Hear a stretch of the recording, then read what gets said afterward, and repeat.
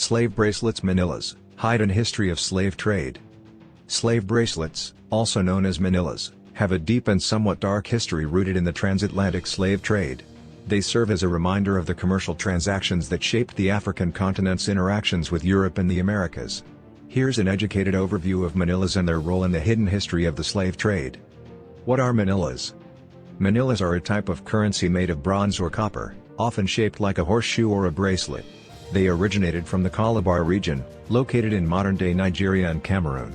These items became widely accepted forms of currency in West Africa, especially from the 16th to the 19th century. Role in the transatlantic slave trade. European traders quickly identified manillas as a preferred currency among some West African societies. As a result, they started producing them in large quantities for trade. Manillas became intricately linked to the transatlantic slave trade. They were used by Europeans to buy slaves, who were then shipped to the Americas. In return, the Europeans would bring back goods such as tobacco, sugar, and rum to Europe. The exchange rate fluctuated over time. In some periods, the life of a human being was equated to a few manillas, underscoring the dehumanizing nature of the trade.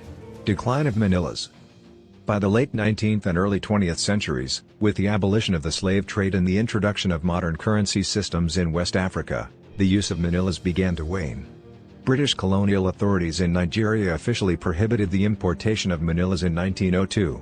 By the 1940s, the British government began an initiative to withdraw them from circulation, offering to exchange them for the local currency. Cultural and symbolic significance. While manillas played a pivotal role in trade, they were also significant culturally. They were used in ceremonies, given as dowries, and sometimes worn as jewelry or symbols of status. Their association with the slave trade means they are also potent symbols of a painful history. Today's legacy. Today, manillas can be found in museums and private collections as relics of the past. They serve as a tangible reminder of the historical ties between West Africa, Europe, and the Americas. The memory of manillas and their link to the slave trade adds to the broader discourse about the lasting impact of colonization and forced migration on Africa and its diaspora. Understanding the history of manillas is crucial when studying the complex web of interactions during the transatlantic slave trade.